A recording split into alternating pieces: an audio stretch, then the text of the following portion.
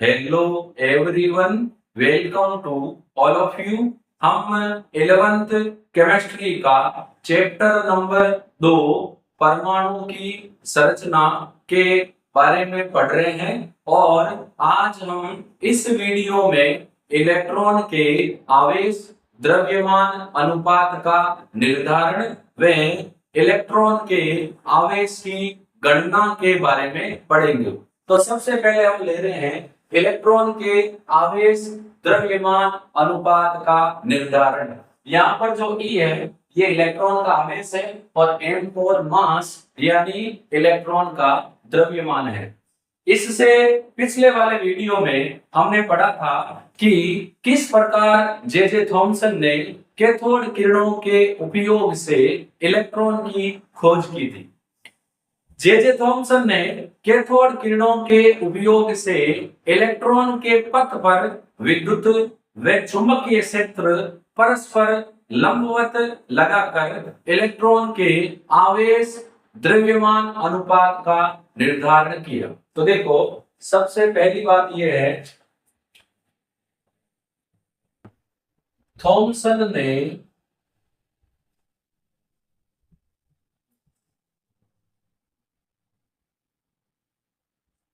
Cathode किरणों, हमने पढ़ा है कि कैथोड किरणों से ही इलेक्ट्रॉन की खोज हुई।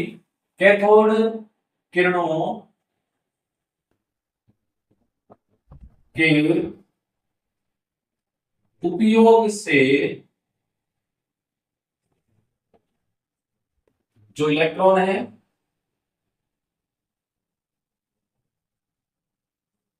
इलेक्ट्रॉन के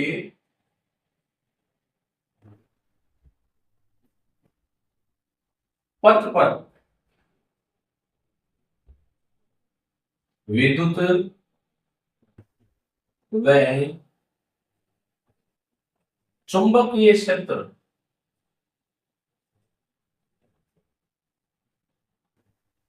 परस्पर लंबवत लगाकर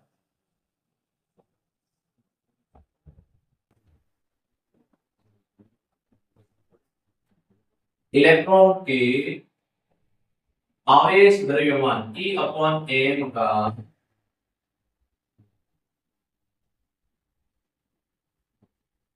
निर्धारण किया।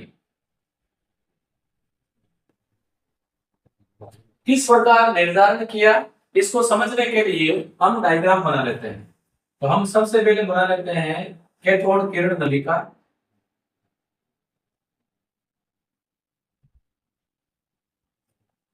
और फिर इसको लगा देते हैं विद्युत व चुंबकीय क्षेत्र। एक बार डायग्राम बना लेते हैं, एक एक चीज करके कंसीडर करेंगे कि क्या है।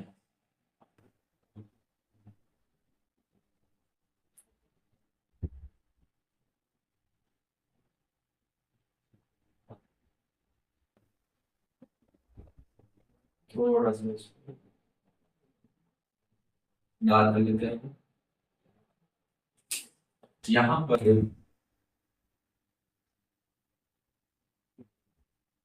विद्युत क्षेत्र लगा दिया प्लस, दूसरा क्या होगा माइनस। फिर लंब लगा देंगे चुंबकीय क्षेत्र,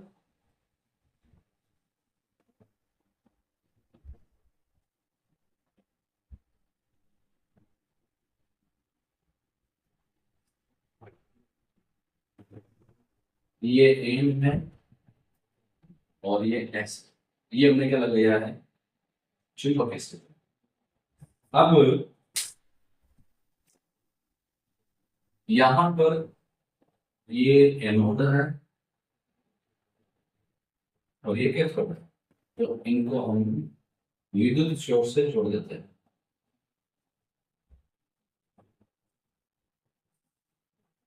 ये है स्फुटी की पर्दा, सीधा जा सकता है, ऊपर भी जा सकता है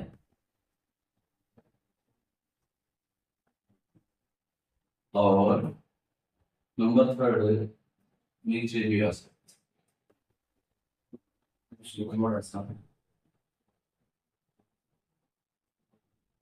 इरेज करके इस्तेमाल में करना है। ठीक है।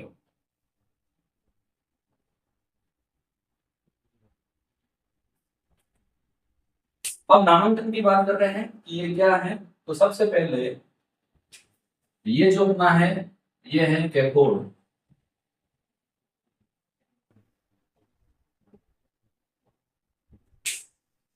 ये एनोड है,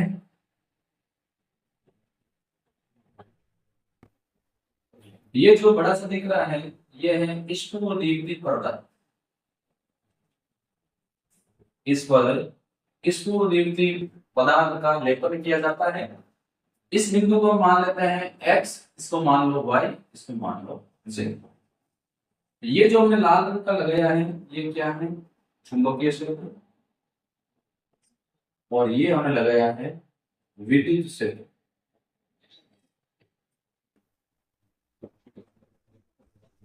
अब देखो यहां से ये कैथोड किरण आ रही है अर्थात इलेक्ट्रॉन है, और आ रहे इलेक्ट्रॉन के लंबवत, जैसे मान लो मेरा ये मार्कर है, इस दिशा में जो ग्रीन वाला मार्कर है इस दिशा में इलेक्ट्रॉन आ रहा है, तो ऊपर और नीचे प्लस माइनस हमने लगाया है इस प्रकार। ये तो क्या लगाया है, विद्युत क्षेत्र लंबवत है, और ऐसे हमने क्या लगाया है, चुंबकीय क्षेत्र।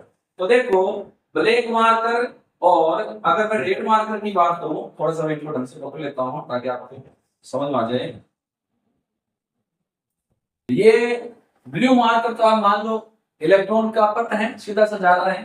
ब्लैक मार्कर मान लो हमने लगाया है विद्युत क्षेत्र, और रेड मार्कर हमने क्या लगाया है, चुंबकीय क्षेत्र। तो विद्युत और चुंबकीय क्षेत्र एक दूसरे के लंबवत हैं, और इलेक्ट्रॉन के पथ के भी लंबवत हैं। तो जे थॉमसन ने इलेक्ट्रॉन के पथ पर विद्युत व चुंबकीय क्षेत्र परस्पर लंबवत लगाकर इलेक्ट्रॉन के E/m का निर्धारण किया। अब देखो ये निर्धारण कैसे किया, इसकी हम बात करते हैं। जब जे थॉमसन ने इलेक्ट्रॉन के पथ पर विद्युत व चुंबकीय क्षेत्र लागू किया तो उसने देखा कि इलेक्ट्रॉन अपने मूल पथ से विचलित हो जाता है। मूल पथ है ये जो हमने वाई वाला लगाया है कि सीधा सा आ रहा था और सीधा जाना चाहिए, लेकिन वो सीधा ना जाकर एक तो जा रहा है नीचे, और एक कहां जा रहा है ऊपर। ये विचलन क्यों हो रहा है, जब हम विद्युत व चुंबकीय क्षेत्र लगाते हैं। तो देखो यहां पर एक लाइन ऐड करते हैं, विद्युत व चुंबकीय क्षेत्र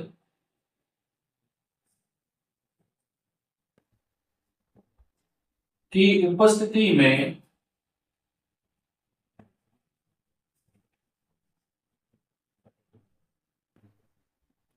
इलेक्ट्रॉन के विचलन की मात्रा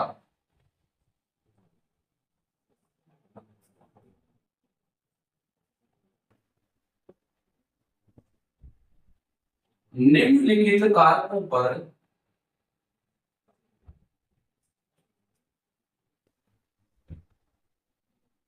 निर्भर करती है।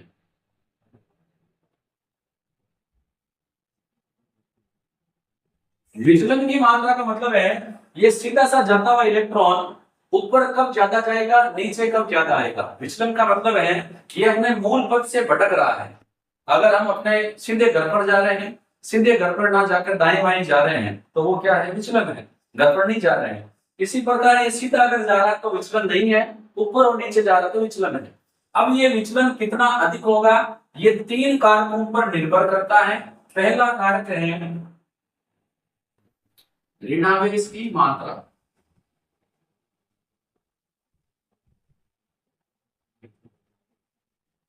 दूसरा है इलेक्ट्रॉन यानी कण का द्रव्यमान,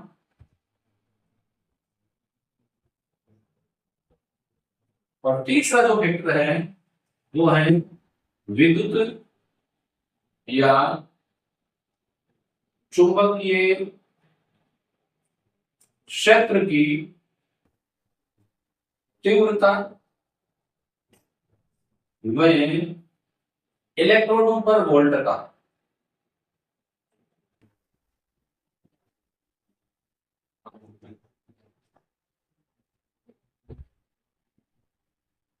देखो एक एक करके ले रहे हैं।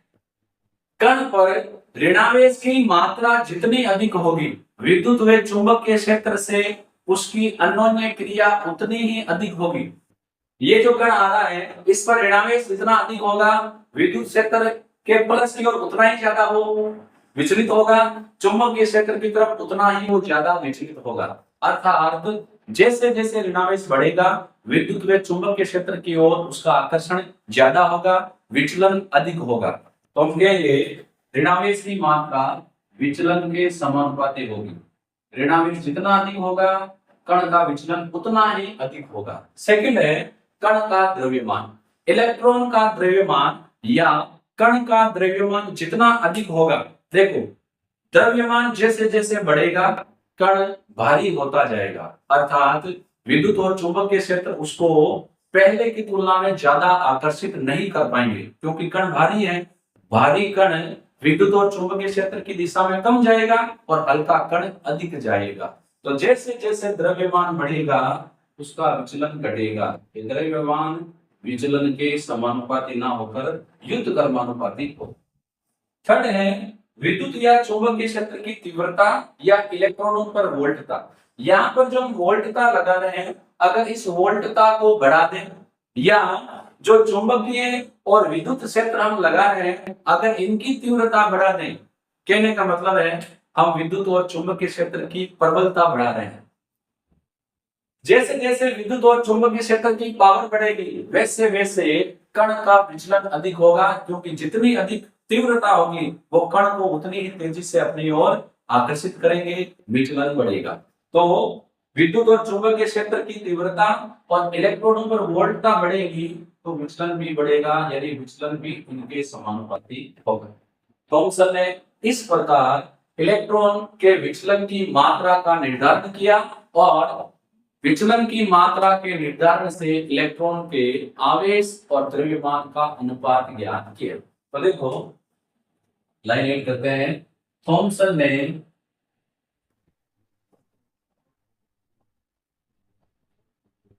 इलेक्ट्रॉन के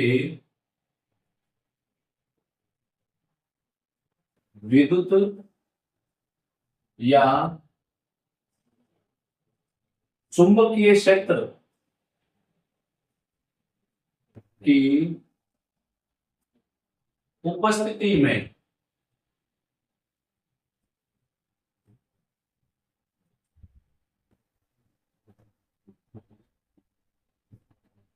विचलन की मात्रा द्वारा इलेक्ट्रॉन का E/m इलेक्ट्रॉन द्रव्यमान अनुपात का निर्धारण किया। और ये कितना प्राप्त हुआ? E/m ये प्राप्त हुआ 1.758820 इंटू 10⁻11 कूलॉम प्रति किलो। ये इलेक्ट्रॉन का आवेश द्रव्यमान का अनुपात है। यहाँ E क्या है? इलेक्ट्रॉन का आवेश, कूलॉम में m क्या है? इलेक्ट्रॉन का द्रव्यमान, और ये किसमें है? किलो। एक बार इसको हम वापस समेट लेते हैं पूरे टॉपिक को। जैसे थॉमसन ने कैथोड किरणों के उपयोग से इलेक्ट्रॉन के पथ पर विद्युत व चुंबकीय क्षेत्र लागू करके इलेक्ट्रॉन के आवेश द्रव्यमान अनुपात का निर्धारण किया। विद्युत व चुंबकीय क्षेत्र की उपस्थिति में इलेक्ट्रॉन के विचलन की मात्रा ऋणावेश बढ़ने पर बढ़ती है, क्योंकि ऋणावेश बढ़ने पर विद्युत व चुंबकीय क्षेत्र के साथ अन्योन्य क्रिया बढ़ जाती है। सेकंड, द्रव्यमान बढ़ने पर विचलन घटता है और विद्युत व चुंबकीय क्षेत्र की तीव्रता तथा इलेक्ट्रॉनों पर वोल्टता का मान बढ़ने पर विचलन की मात्रा बढ़ती है। इस प्रकार विचलन का निर्धारण करके जे थॉमसन ने इलेक्ट्रॉन के आवेश और द्रव्यमान अनुपात का निर्धारण किया, जो प्राप्त हुआ 1.75 10⁻11 कूलॉम प्रति किलो। अब हम आज के वीडियो का सेकंड टॉपिक ले रहे हैं इलेक्ट्रॉन के आवेश का निर्धारण। तो इलेक्ट्रॉन के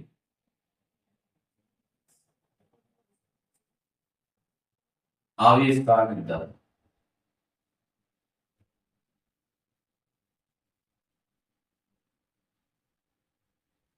मिलिकन ने तेल बिंदु के प्रयोग द्वारा इलेक्ट्रॉन के आवेश का निर्धारण किया। यहां पर जो चेंबर उसने यूज किया, हम उस चेंबर का पहले डायग्राम बना लेते हैं।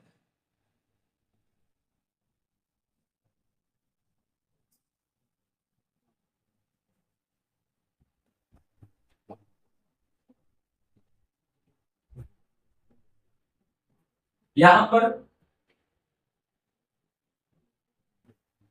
गणित का काम में ले रहे हैं हम।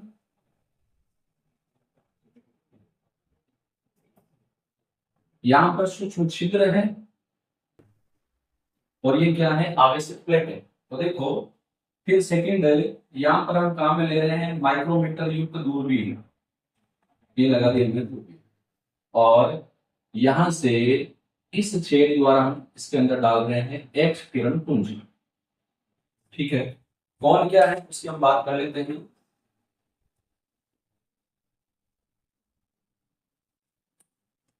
एक बार डायग्राम की बात करते हैं। यहां से डाल रहे हैं एक्स किरण पुंज। ये धनावेशित और ऋणावेशित, ये दोनों क्या है, आवेशित प्लेट है। तो आवेशित प्लेट है, ये भी आवेशित प्लेट है।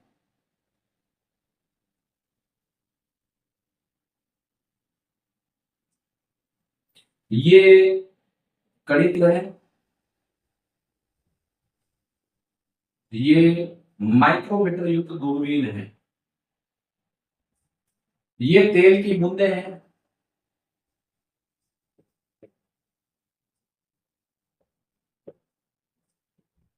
ये सूक्ष्म छिद्र है, इससे तेल की बूंदे नीचे आ रही है। और इस पर हम क्या डाल रहे हैं, एक्स किरण पुंज। तो देखो, सबसे पहले हम बात कर रहे हैं कणित्र की। एक एक करके चीज आपको समझाता हूं, फिर हम इसको शामिल करके समझेंगे।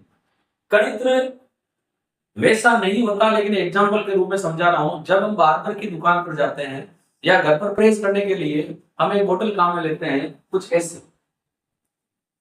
तो इसमें ये आगे जो स्प्रे लगा होता है, जब हम इसको स्प्रे करते हैं तो इसमें क्या हो रहा है, जल की जो बूंदे हैं वो छोटी छोटी बूंदे के रूप में अंदर वाटर है, और जैसे ही हम इसको स्प्रे करेंगे, जल जो है अंदर, ये छोटी छोटी बूंदों के रूप में बाहर आ रहा है।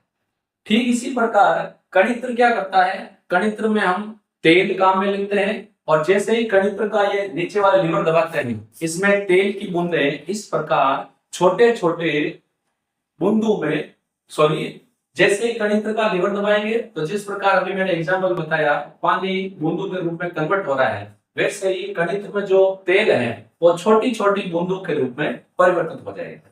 तो पहला काम, कणित्र की सहायता से तेल की बूंदे बनाई गई, फिर सूक्ष्म छिद्र द्वारा ये तेल की बूंदे नीचे आ रही है। देखो मैंने छोटे छोटे डॉट बनाए हैं, अगर आपको नहीं दिख रहा है तो मैं इसको थोड़ा सा बड़ा भी कर देता हूं। नीचे आ रही है। अब नीचे जो तेल की बूंद आ रही है उसको माइक्रोमीटर युक्त दूरबीन से देख रहे हैं, और माइक्रोमीटर युक्त दूरबीन की सहायता से बूंद की नीचे गिरने की दर द्वारा बूंद का द्रव्यमान ज्ञात किया गया। कितनी स्पीड से नीचे आ रहा है उसकी दर ज्ञात करके तेल की बूंद का द्रव्यमान ज्ञात किया गया। फिर यहां से इस चेंबर में हम कक्ष में एक्स किरण पुंज अंदर डाल रहे हैं। जैसे ही एक्स किरण का पुंज अंदर डालेंगे, अंदर जो कण हैं वो आवेशित हो जाएंगे, परिणाम स्वरूप हमें आयन प्राप्त होंगे। और अंदर जो आयन है जब इन तेल की बूंदों से टकराएंगे तो तेल की बूंदों पर आवेश उत्पन्न होगा। और मिलिकन ने तेल की बूंदों पर विद्युत क्षेत्र के प्रभाव का अध्ययन कर, देखो यहाँ पर प्लस भी है माइनस भी है, यानी क्या है, विद्युत क्षेत्र। तो मिलिकन ने तेल की बूंदों पर विद्युत क्षेत्र के प्रभाव का अध्ययन कर तेल की बूंदों पर आवेश ज्ञात किया गया, और इसी से उसने क्या ज्ञात किया, इलेक्ट्रॉन का आवेश। तो देखो थोड़ा सा इरेज कर लेते हैं।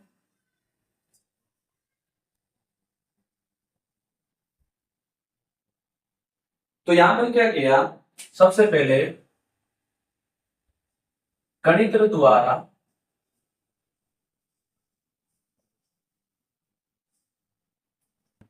तेल को कुआ से छोटी छोटी बूंदें में परिवर्तित किया। एक ही चीज नोट डाउन कर रहे हैं जो मैंने अभी आपको समझाई है। फिर तेल की जो बूंदें हैं जिनको कुआसे के रूप में हमने कन्वर्ट किया था उनको सूक्ष्म छिद्र द्वारा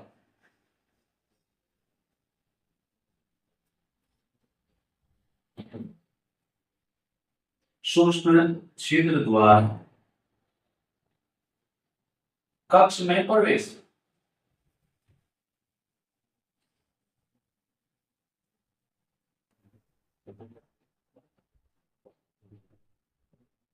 अब तेल की बूंद नीचे आ रही है तो हम क्या करेंगे, माइक्रोमीटर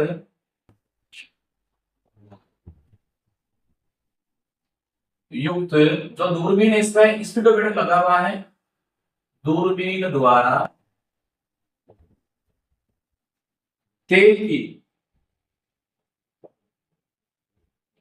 बूंद या बूंदू कर लेते हैं, बूंदों के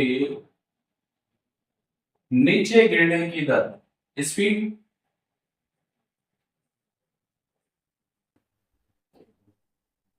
दर द्वारा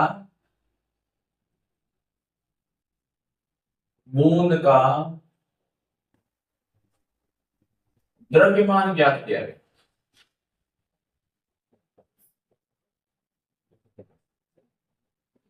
अब क्या होगा, एक्स किरण पुंज अंदर डालेंगे, एक्स किरण पुंज को, ये तो पूरा का पूरा चेंबर है, कक्ष में प्रवाहित करने पर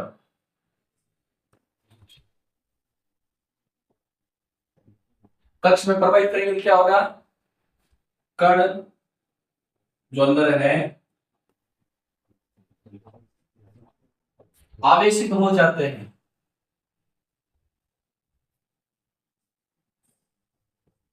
अब इनसे जब तेल की बूंद टकराएगी तो आवेश से, जो आवेशित कण है, तेल की बूंदें टकराकर, जब आवेशित कणों से तेल की बूंदें टकराएगी तो तेल की बूंदों पर भी क्या आ जाएगा, आवेश आ जाएगा, टकराकर आवेशित हो जाती है।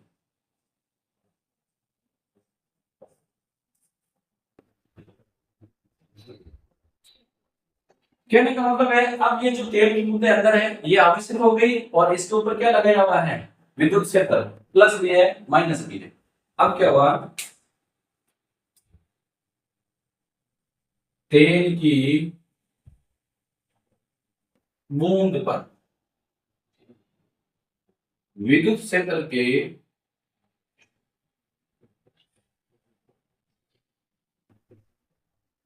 प्रभाव का अध्ययन कर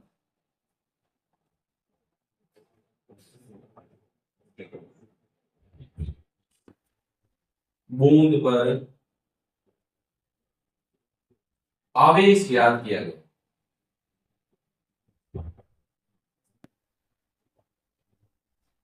और जो बूंद पर आवेश है उसका फॉर्मूला है Q बराबर एन ई।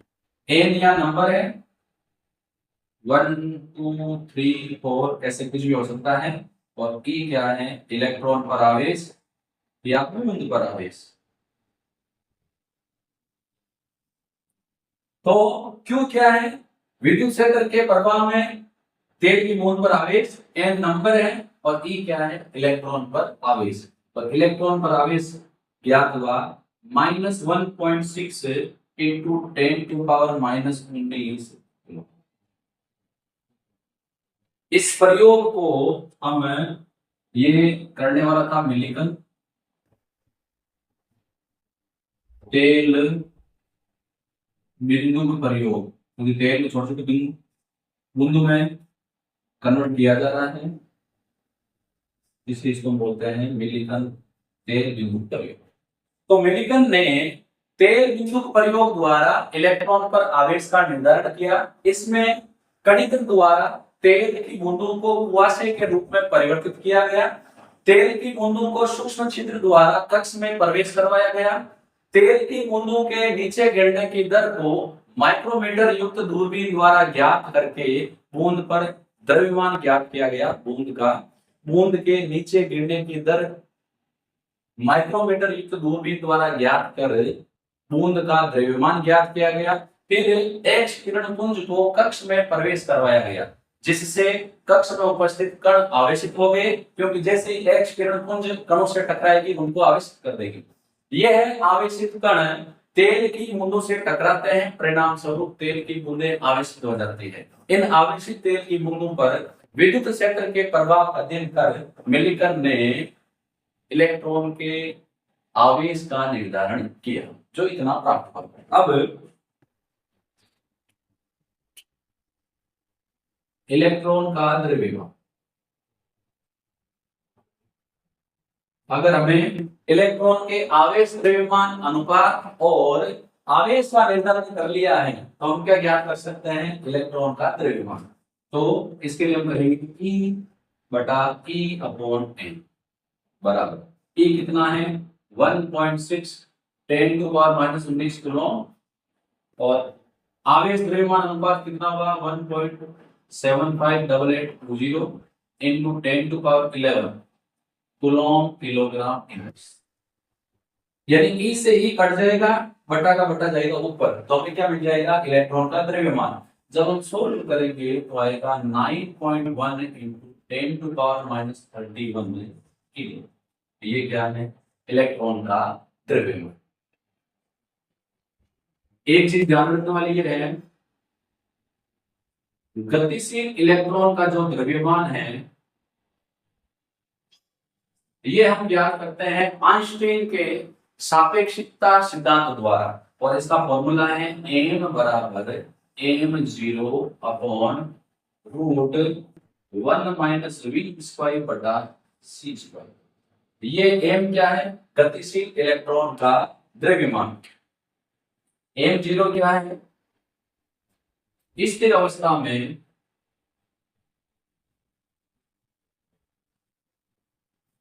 इलेक्ट्रॉन का मास, द्रव्यमान। v क्या है? इलेक्ट्रॉन का वेग, और c तो सभी को पता है वेलोसिटी ऑफ लाइट, प्रकाश का वेग। तो इस समीकरण द्वारा हम गतिशील इलेक्ट्रॉन का द्रव्यमान ज्ञात कर सकते हैं। ये इक्वेशन हमें कहां से मिली? ये जो फॉर्मूला है ये हमें कहां से मिला? ये मिलेगा हमें आइंस्टीन के सापेक्षिकता सिद्धांत से। तो आइंस्टीन के सापेक्षिकता के सिद्धांत से हम गतिशील इलेक्ट्रॉन का द्रव्यमान ज्ञात कर सकते हैं, और गतिशील इलेक्ट्रॉन का द्रव्यमान m बराबर m0 upon 1 minus v square बटा c स्क्वायर करूं। यहाँ m0 स्थिर अवस्था में इलेक्ट्रॉन का द्रव्यमान, v इलेक्ट्रॉन का वेग और c प्रकाश का वेग। तो यहाँ पर अपना टॉपिक इलेक्ट्रॉन के आवेश द्रव्यमान अनुपात का निर्धारण व इलेक्ट्रॉन के आवेश का निर्धारण कंप्लीट होता है। हम फिर मिलेंगे अगले वीडियो के साथ। धन्यवाद।